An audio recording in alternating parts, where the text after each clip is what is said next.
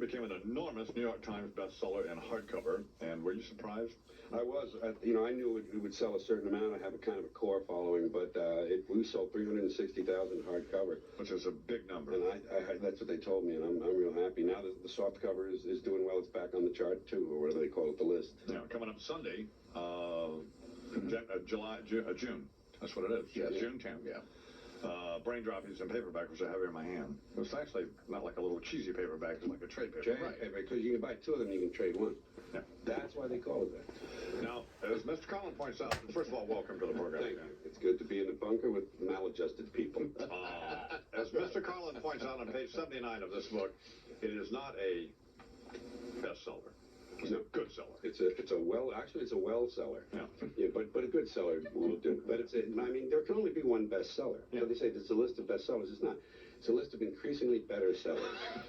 And then you have one bestseller. You have one bestseller. Mine is a good seller, or as I like to say, a well seller. Yeah. So, and this is that. Yeah, it's number 10, I think, on the next list. The time. Coming up Sunday. Yeah.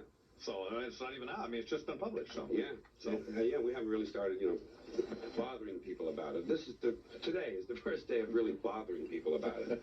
Well, you were on when it was out. Yes. A couple days before it's out, you're on. Actually, yeah. You can not just like just a typical suck-up, but you can just open it and there's funny stuff. So. Yeah, there are only two things in the book from my act in the past. A lot of people think you just kind of put your act on paper, which I would never do. There are two things in there from the past that a lot of people ask about, so I put them in there. One is baseball and football, a discussion of the language about those sports, and the other is stuff, which a lot of people seem to like, place for my stuff. Everything else is brand new from, one line to 4 pages. Then you were talking about, I think maybe, I don't know, that was the time you heard, or was the time after? You did the HBO show? Yeah. Up at the Beacon? That was the time before. That's a great show. Thank you. I'm doing another one at the Beacon in February. Oh, you are? Yeah, that'll be my 11th HBO. It's called, you know what it's called? No. You Are All Diseased. Isn't that nice? It's just my affection for the American people. Well, see, here's the thing that happens. It's like a friend of mine directed the Willie Nelson thing on TNN last night. Yeah. Now, I love Willie Nelson, and Willie's been on, Yeah. We've known Willie for years. And it was the idea was a live show, and you could phone in and talk to Willie. Yeah. You already know. Yeah. And they had a local DJ there, and there's a DJ like all of us, and she was just dreadful. I heard you berating her this morning. I woke up to the just dreadful. Hey, it's not about me, it's about Willie. Yeah. But he did, he did a couple of my favorite songs. Kiss Me, I'm Coming. I always enjoyed that.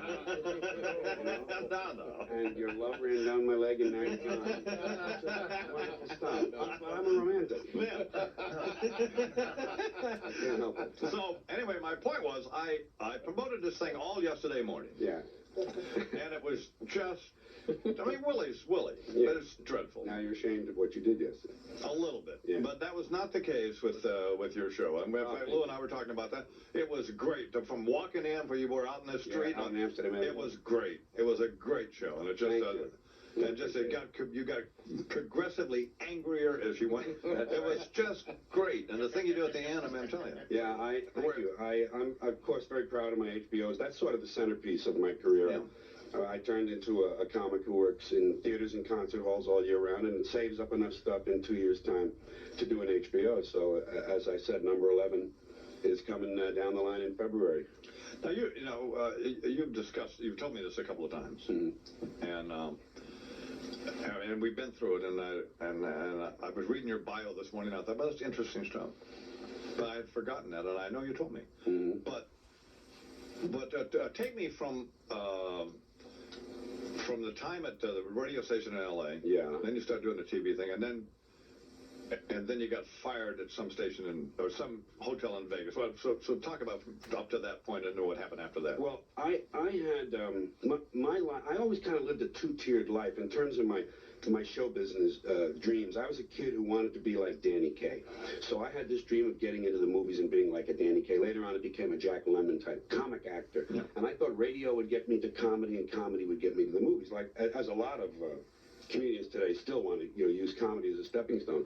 So I had to live a kind of double life because privately I was an outlaw and kind of an out-of-step person swimming against the tide. I got kicked out of everything. I didn't quit I broke every rule there was. I left high school in 9th grade. I got kicked out of the Air Force early. All sorts of wonderful things that I'm actually proud of in my own twisted way. Yeah. And yet I had this dream that was sort of a mainstream dream to be this figure in the movies. So I acted out my early show business career as if I were just a straight person with a nice tie and a nice hairdo, and that's what it was. I was a mainstream guy.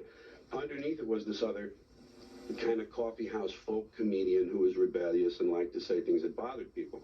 So I went through the 60s as a straight comic. From 62, when I broke up with Burns, I had about 7 or 8 years being a mainstream television nightclub comedian.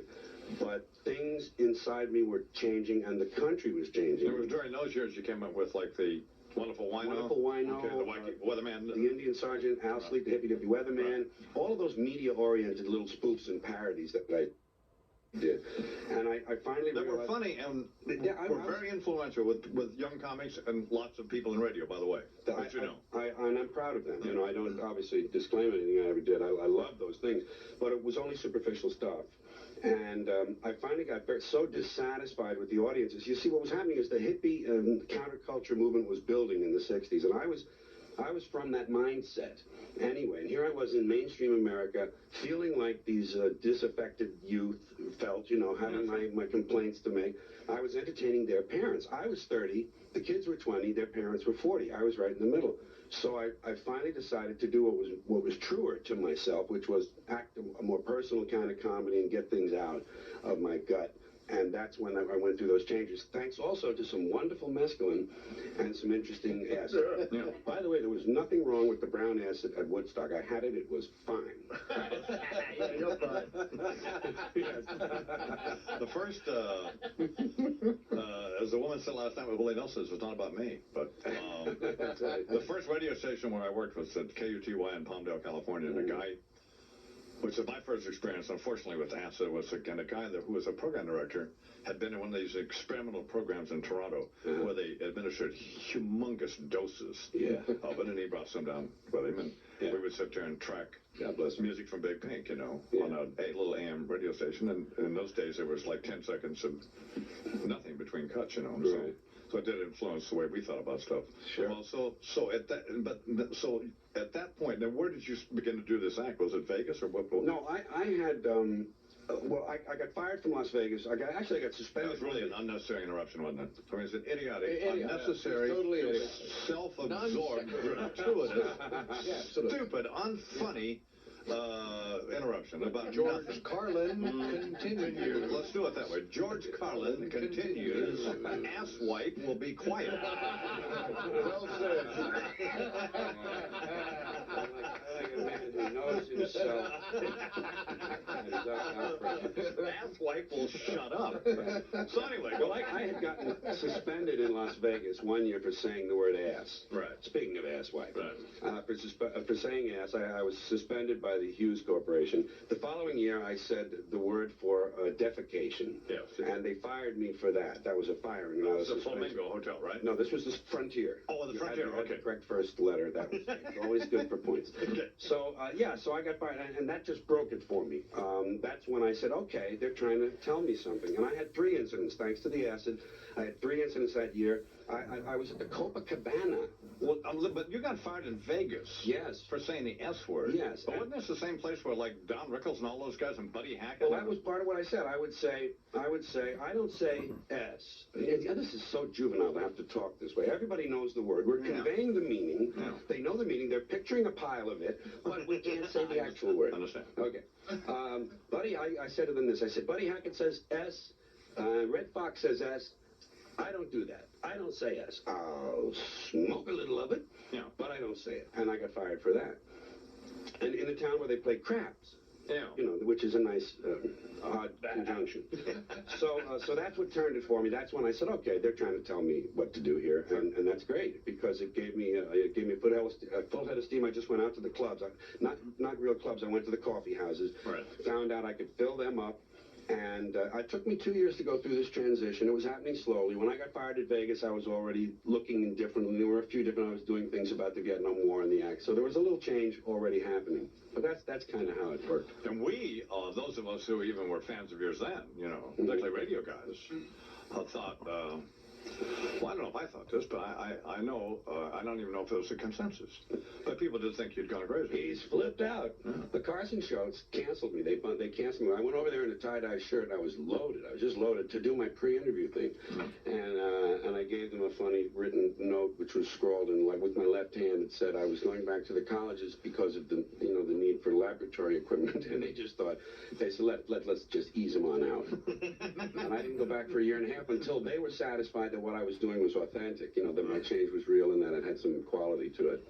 And then, but then, by appearing in a coffee house, look what you just said, you could fill. I found out I could fill them, and the people who know these things then realized I could go and open for rock bands in colleges, and then pretty soon I was they were opening for me. Yeah. And I got the record contract, and then I got the 4 gold records, and that's when it all took off. That was my second wave. The 60s where I had a lot of success, but not on my terms. And then the 70s were on my terms, and it was even greater success. Well, 2 separate careers. Yeah, and now since the 90s, since 1990, I've raised the level of my writing and performing another step, and it feels really good. George Carlin here in the Irish Mind program. The book is, it's called Brain Droppings. It's out now on paperback. That was a great idea for Father's Day. It is. Isn't it? It is. Yeah. If you're having trouble with your father, give him the book. Yeah. And it'll be number 10 on the New York Times bestseller list coming up on this Sunday. Mr. Carlin will be signing copies of this tomorrow, Thursday, June 4th, over at Barnes & Noble in Chelsea, which is down around 14th Street and 6th Avenue, somewhere in that area. Yeah, the above Chelsea Manhattan. district. The Chelsea district. Where my mother grew up. At 12:30. We'll talk more. Mr. Carlin coming up. 1, 2, 3.